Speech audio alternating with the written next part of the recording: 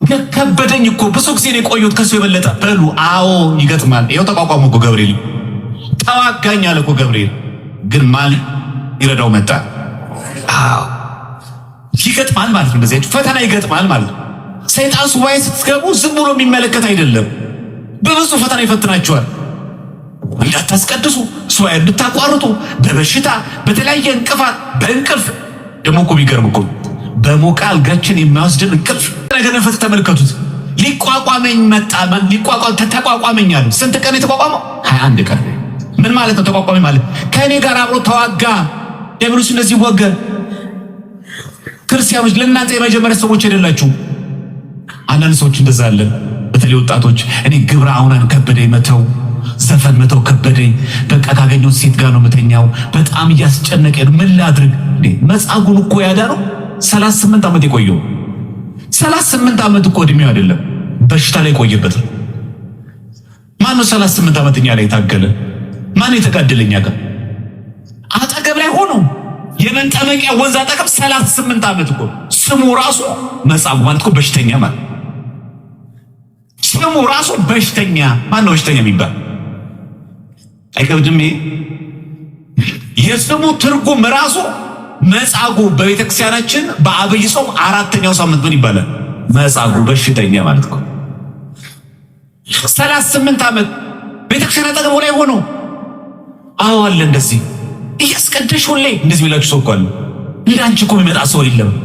እንዳንተ እኮ የሚያስቀድስ ሰው የለም። ያልክበት ጸበል አለ እንዴ? ያልተፈወስክበት ቦታ አለ እንዴ? ምን ያልክበት ጸበል አለ? ያልሽበት ገዳም አለ? ሁሉም ቦታ እንደሄድሽ ነው፣ ግን ፈውስ የለም። እንደዚህ ይላል መጻጉዕን አስቡት። በ38ኛው ዓመት ግን አምላካችን መጣ። ምን ላደርግልህ ትወዳለህ አለው።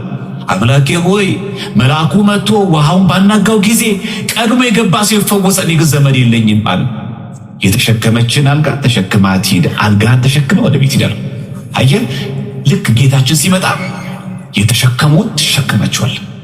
ያ ማለት እኮ የፈውሱን ጽናት ነው የሚያሳየው። እንኳን ቀጥሎ መሄድማ ተራ ነገር ነው ለማለት እኮ ነው። ያ መንቀሳቀስ የማይችለው ሰው ቀን ብሎ ቀና ብሎ መሄድ አረ ምንም እሱ ብርቅ አይደለም፣ እንዳው አልጋውን ይሸከማል።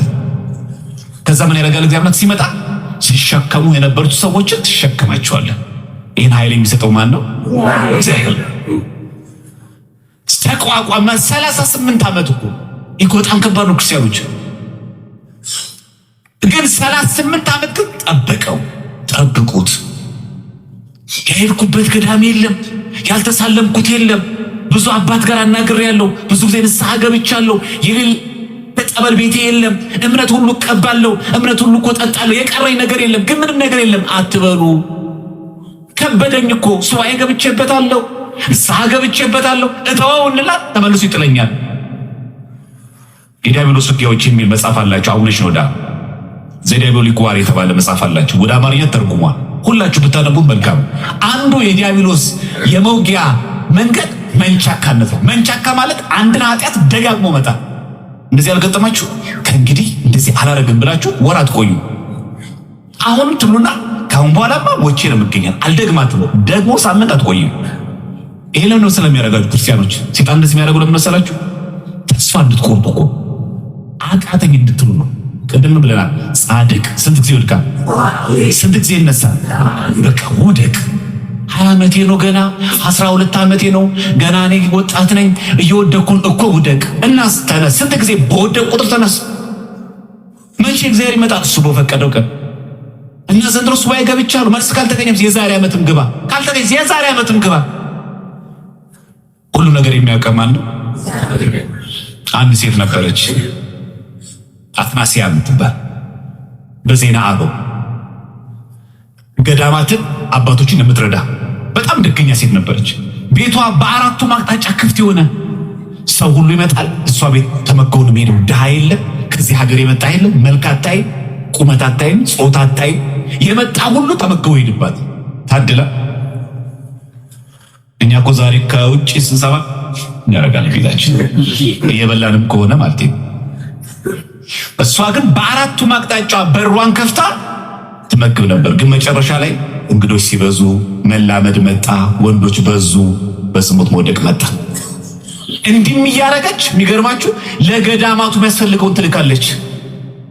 ምን አረጉ መነኮሳት? ይህን ዜና ሰሙና ብሯን ከላከች ምን አገባኝ አላሉ። እንደዚህ እንዳትሉ ካህናት አባቶች እባካችሁ። ምን አገባን ብሩ ከመጣ አልተጓደለም እኮ ብሩ። ግን ያ የዝሙት ነው። ምን ችግር አለው ብሩ ከመጣ? ተመለሰች አልተመለሰች እኛ አይጓደልብን አላሉ መነኮሳቶቹ። ሂድና ዮሐንስ ሐጺር ሰብከህ አስተምራት ላሉት ወደ ቤቷ ሄዳ ሲመጣ ከሷ ጋር የሚያድር ወንድ መስሏት አየችው። አባት የሚፈልገው ነው አብረን እንድናድር አለችው። ስቅስቅ ብሎ ያለቅሳል እሱ። እኔ መጣሁት እኮ ከገዳም ነው። ድሮ ደገኛ ሴት ነበርሽ፣ ቤትሽ አብርሃም ቤት ነበረ። ለገዳሙ የሚያስፈልገውን ነገር ከምታገኙ ትሰጪ ነበር። ዛሬ ግን ለእኛ ገዳም የምትሰጪው ነገር ቢኖርም ግን ያ የሚመጣው በኃጢአት በዝሙት ነው። እግዚአብሔር የሚፈልገው ገንዘብሽን ሲሆን መጀመሪያ ማን ይፈልጋል? አይሽ። እንደዚህ አይነት አባቶች እንግዲህ አምላክ ያብዛልን። በእውነት የሚፈልገው መጀመሪያ አንቺን ነው አሉ። አለቀሰች፣ አዘነች። እሳ ገባለሁ አባቴ ቤቴም ንብረቴም ይቀር ከእርሶ ጋር ዛሬ ገዳም ገባለሁ። እርሶ ወደ ወንዶች ገዳም፣ እኔ ወደ ሴቶች ገዳም በአቴ ገባለሁ አለች። በዛ ዕለት ወሰነች። ልብሴን ጨርቄን ማቂያቸው ተነስታ ጉዞ ጀመሩ። ሌሊት እየተጓዙ ሲጓዙ ጨለመ። እሳቸው በአንዱ ዛፍ ግድም፣ እሷ በዚህኛው ግድም ተኙ። በተኛችበት ገና መንገድ እየሄዱ ገዳሙ ሳይደርሱ እዛው ዛፍ ስር ሞተች። አለቀሰ አባት ዮሐንስ ሐጺር። ምን ነው እግዚአብሔር ሆይ ነግረኝ እሺ ብላ ንስሐ ገባለሁ ብላ ቀና ወስዳ አሁን ገና ገዳም ገብታ መንኩሳ ልጸቅ ስትል ትወስዳታለህ አሉ። የለም ገና ለአንተ እሺ ብላ ከቤቷ ስትወጣ ያኔ ምሬያታለሁ።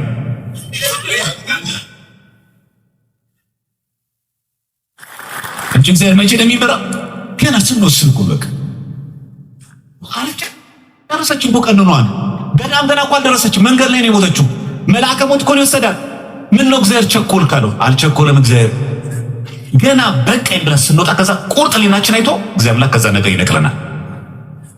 እግዚአብሔርን በምሕረቱ አሁን ካለንበት ብዙ ኃጢአት ከተያዝንበት በቸርነቱ ቁርጥ ሊናችን አይቶ ከዛ ነገር ይገላግለን በሆነ